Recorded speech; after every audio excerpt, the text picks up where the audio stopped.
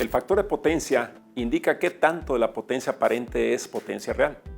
Su ecuación es factor de potencia igual a potencia real entre potencia aparente. Su valor multiplicado por 100 da el porcentaje de utilización de la potencia proporcionada por la CFE en México. Si este valor es bajo, se penaliza por no utilizar eficientemente la energía. En el subtema anterior sobre consumo de energía eléctrica en la tarifa HM, se mencionó que la CFE, aparte de la energía real consumida, cobra un porcentaje extra en función del factor de potencia. Si este está debajo de 0.9, se penaliza, y si está arriba de 0.9, se hace una pequeña bonificación. En esta figura, la línea roja indica que conforme el factor de potencia sea menor que 0.9, el porcentaje de recargo aumenta, pudiendo llegar a un valor máximo de 120%, el cual corresponde a un factor de potencia igual a 0.3. La línea azul indica que si el factor de potencia es mayor que 0.9, se hace una pequeña bonificación que puede llegar a un máximo de 2.5%, la cual corresponde a un factor de potencia igual a 1. En un triángulo de potencias, se observa que el factor de potencia depende de la potencia reactiva tipo inductiva que existe en las cargas. A mayor potencia reactiva, mayor será la potencia aparente requerida y menor será el valor del factor de potencia. Para aumentar el factor de potencia, se requiere disminuir el efecto de la potencia reactiva inductiva existente, y esto se logra colocando un capacitor en paralelo a la carga con efecto inductivo, como lo muestra la figura. Esto funciona debido a que la potencia reactiva que genera el capacitor es de signo contrario a la potencia reactiva que genera el inductor, y por lo cual se cancelan mutuamente. Otra forma de visualizar este fenómeno es que el capacitor proporciona parte o hasta el total de la energía reactiva requerida por la carga con efecto inductivo, que en este ejemplo es el motor. De esta manera, la CFE mide un factor de potencia mucho mejor. El capacitor puede estar en cualquier parte dentro de la instalación eléctrica de una empresa, o mejor aún, a un lado del motor, para que las corrientes de las potencias reactivas se compensen rápidamente. Con base en el triángulo de potencias, se observa que si se desea disminuir el ángulo del factor de potencia de un valor inicial de θ1 a un valor menor de θ2, se tiene que disminuir la potencia reactiva inductiva de un valor inicial de Q1 a un valor final de Q2.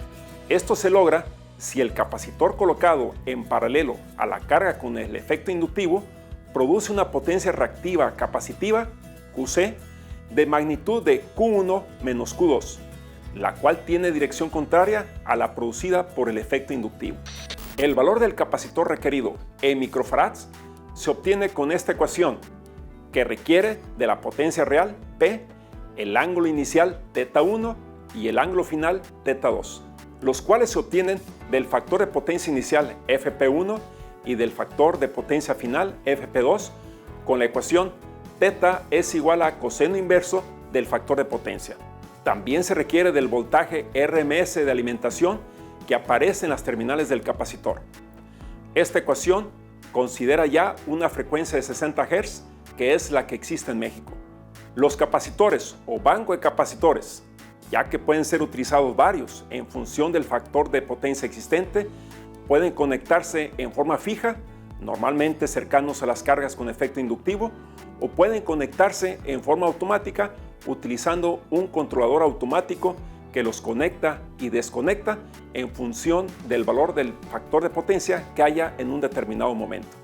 Aquí tenemos un ejemplo de un banco de capacitores, pero para un sistema de alimentación trifásico, es decir, donde existen 3 voltajes desfasados 120 grados, que es el sistema de voltaje que se utiliza en la industria. El otro cargo costoso en el consumo de energía en la tarifa HM que realiza la CFE es el costo por la demanda facturable.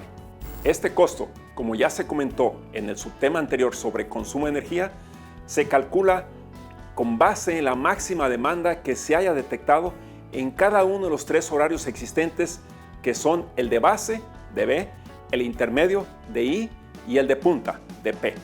La ecuación que se utiliza es la siguiente. Existen varias formas de disminuir el pico máximo de demanda que existe dentro de cada uno de los horarios. Los picos de demanda máxima de potencia son causados por el encendido de varias cargas eléctricas en forma simultánea y entre más cargas se enciendan, mayor será el pico de esta demanda. Una forma no de evitarlos, ya que siempre existirán, sino de disminuir su valor, es administrando o distribuyendo el encendido de las cargas eléctricas en el tiempo. Se debe evitar encender en forma simultánea las cargas de mayor potencia, ya que generarían picos de mayor demanda eléctrica. Esta gráfica representa un consumo de la misma energía que es el área bajo la curva de la potencia en dos casos. Uno, sin control de cargas eléctricas, y el otro, tratando de que no existan picos de demanda muy grandes, es decir, cargas grandes encendidas en forma simultánea y tratando de que la demanda de potencia en el tiempo se mantenga lo más uniforme posible. Hay otras formas de control de máxima demanda que requieren de sistemas de control electrónicos. En estos sistemas de control electrónicos se establece una máxima demanda eléctrica y cuando el controlador detecte que hay probabilidad de sobrepasar esta demanda, comienza a desconectar las cargas menos importantes. Cuando el controlador ve que ya no hay probabilidad de sobrepasar la demanda establecida, comienza a reconectar las cargas que fueron desconectadas con anterioridad.